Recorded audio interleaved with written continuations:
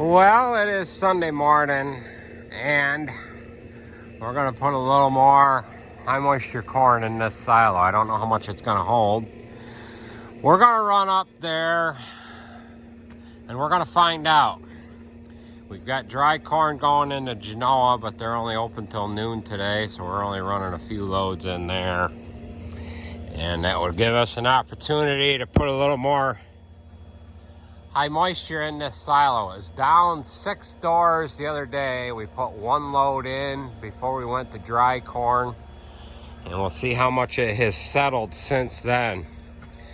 So we'll go ahead and turn the unloader on. I need to show you guys a few things with this unloader that you have noticed in one of the previous videos that I didn't think was worth mentioning prior to putting this unloader up. So we'll go ahead and climb up there, check it, see what it's gonna hold. We've got fuel going into the tank on the black truck, and yes, we have a burnt 7810 that burned about 3 years ago, and we have not done anything with it since. We bought it back from the insurance company. We have robbed a couple of parts off of it. I think Jared took, what did he do? He took a radiator hose off of it, and the engine is good in it.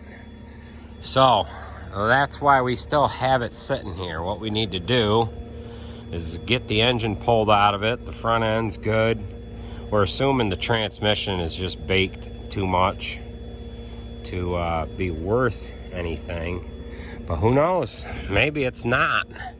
But at any rate, we better get up to the top of the silo before that fuel clicks off. We're just wasting time here, so we'll meet you guys at the top. Well, we made it up to the top of the silo. I figured I would just pan around here a little bit. We got one milk truck here and another one pulling in. And as you will notice, we do have a little bit of a snow covering, not much. We got a little bit of sleet here last night, and it went ahead and froze itself here a little bit. So when we were up here last, they were just starting to pull manure out of that lagoon. And as you can see, they've got that dropped about 30 inches. So I wanted to show you guys this unloader. We're kind of waiting for it to get around. When I was up in here last, this was down there we go. Yeah, this was down 6 doors. So it is down about the same. It didn't settle much. 1, 2, 3, 4, 5, 6. Now, some of you have noticed that when we set this distributor up, we set it right over the top of the auger. We kind of did that on purpose. And the reason why is because when that corn spins off, it actually spits it off the unloader a little bit different than if you had it over on this spot of the unloader. There's only like 3 spots that you can actually put it with the way that stem goes down inside the unloader. We've only got probably 2 spots. Well, I guess there's 3. There's that one, this one here, and then that one over there. But I don't like to put it on the other side because of the blower pipe that's on there. This here, it's right over the top, and it kind of drops the corn to either side, and we won't have as much to level off. You can see that the sides around the edge is not much higher than what we have in the center. So that's why we have that set up like that. You probably wouldn't want to do this. You probably wouldn't want to do this on a haylage unit. It might build up too much haylage on the unloader. But we are right directly over the top of this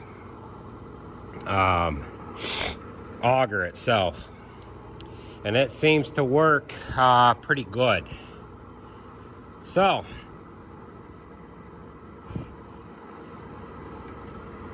yeah, thought I was gonna sneeze there. Yeah. So everything looks to be intact. All right, we'll climb down. This is gonna hold like maybe 5 loads, 4 loads, and they probably better be up in here checking this. What they can do is turn the unloader on and off, and when it comes off that thing, that'll just kind of fall onto the unloader and drop right into the center. So we better go ahead and get climbed down on the ground. They're cleaning barns right now using the Noon vac truck. You guys really haven't seen that since we got it. All right, let's go ahead and get climbed down.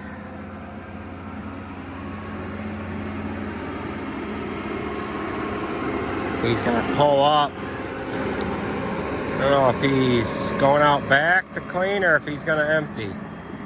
All right, going out back to clean one of the other barns. He was over cleaning them barns across the road there.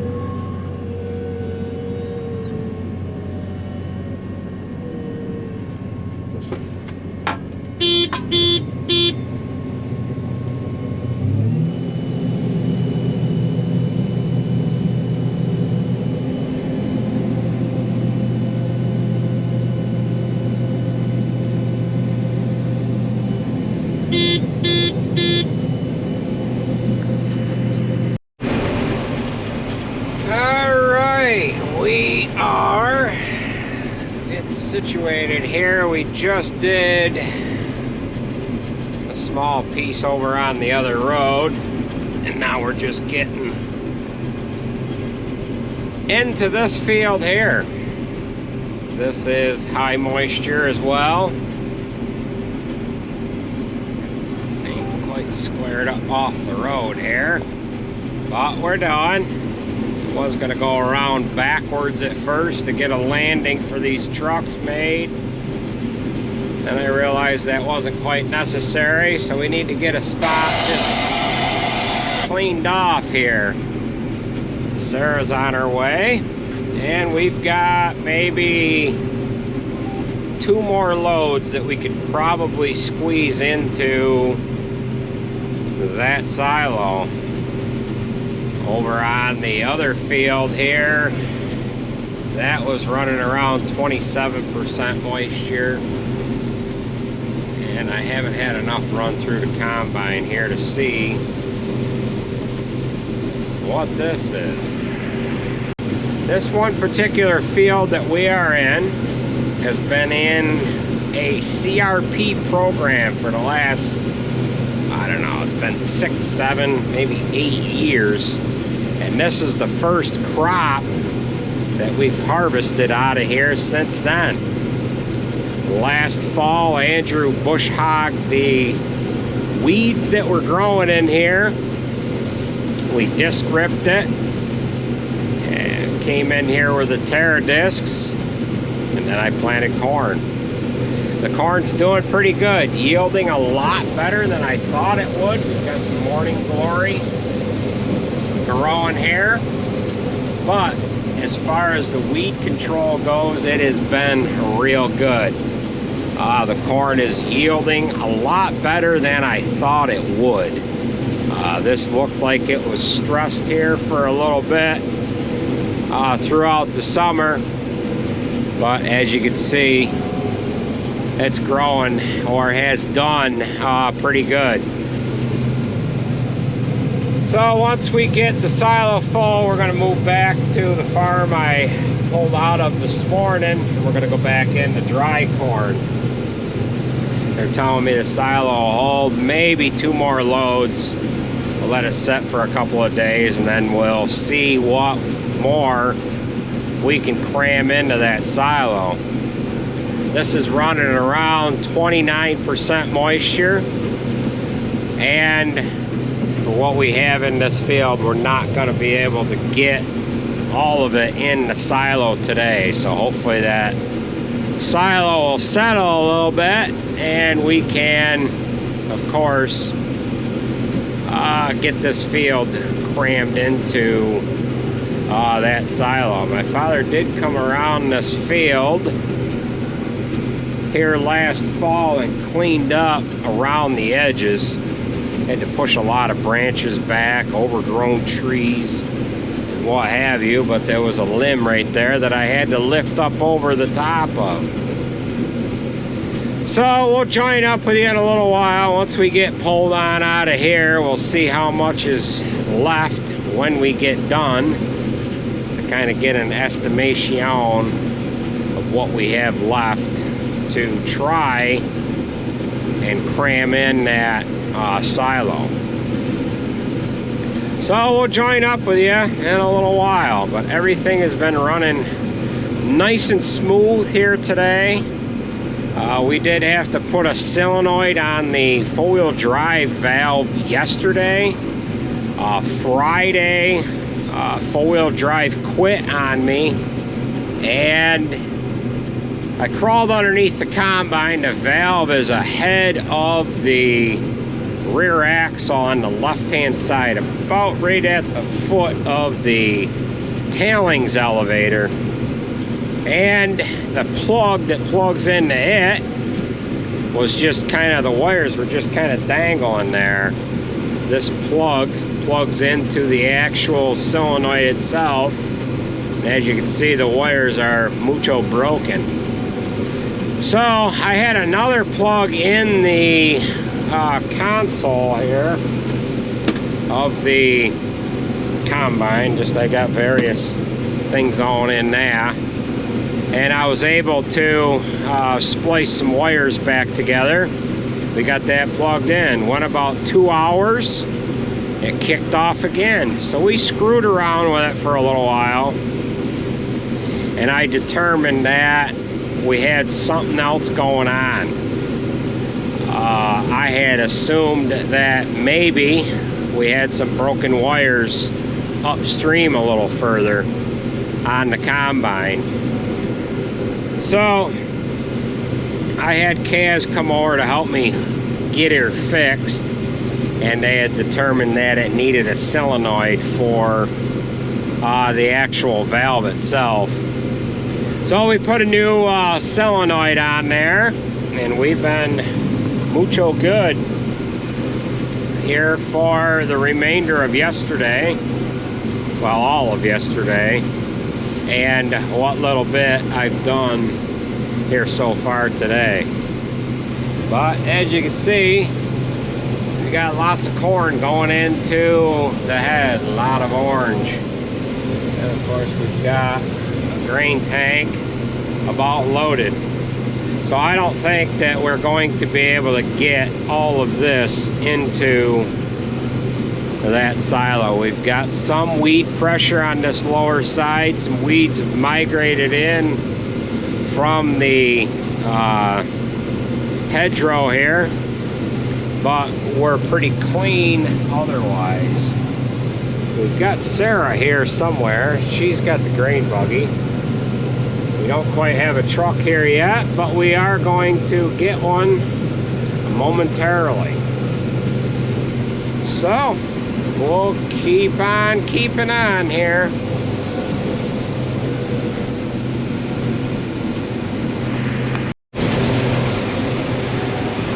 We are now into dry corn. We are actually right next to I-90 here in Warner's. This is the Cleverly farm. The silo is basically full. I've got maybe enough room to cram one more load into it, and we'll use the last load to try and get it leveled off. In other words, we can keep turning the unloader on and off and getting it to drop down in the center. So we'll keep at it here. We got a few trucks to fill that will go to Genoa here in the morning. So we'll keep on keeping on here. All right, we are just getting the combine fired up. We did these two little fields here last night. This tiny little one to our right, and we've got one to our left that's even smaller. You'll happen to notice that we are a little frosty this morning. This is probably considered our first actual frost. It is November 13th. Today is Sarah's birthday, and it is kind of late for a frost for our area anyway. So we are moving back into these couple fields that are right back in by I-90. We gotta travel through this little swamp here to get back in the larger of the two fields that are back in here. Then we've got two other pieces to do that are over on another back road, and then we'll be done with this farm. We'll have to move a little slower this morning off of the start, being that we've got a little frost on everything this morning. Now, I did not end up going up in the silo. I figured there was not any sense in going up in there if we weren't going to put anything in it today. So we'll let that settle out. Maybe tomorrow or Wednesday we will top that off, get it leveled, and then we'll cover it. We won't end up feeding out of that silo until, oh, I would like to probably wait until after first cutting. We might open it up just before we chop first cutting, but I don't like to have too many irons in the fire as far as getting the silo ready to go and whatever else like that. Usually we're running pretty hectic in the spring with trying to get various things switched over, from manure hauling to planting crops to chopping hay. And there's only 2.5 to 3 months worth of corn in that silo anyhow. So, as long as it's empty by fill time next year, we'll be all right. So we'll get back in here. You could see that everything has got a little bit of a white tinge to it. And like I was saying, it's our first actual killing. We've had some light ones here and there, but nothing like we have had here this morning. So we'll keep her lit, and we'll join up with you a little later on. Hopefully we don't have any events to share with you, and we could just keep on keeping on. Well, this is just about gonna do it for this video. We are now done on this farm, and we're going to get moved over to the Hudson farm. We've got to move some stuff around here, and I don't think we'll be combining anything more tonight with the amount of equipment that we have to move. We might as well get set up for tomorrow.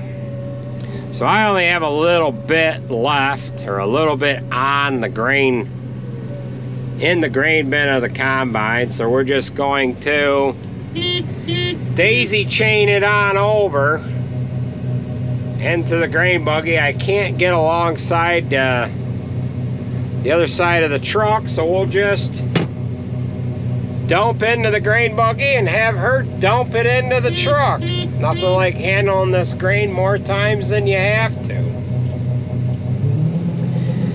But as you can see, this boot is still on there. We do have the rubber unbolted from the front side of it. Now that we're into dry corn, it's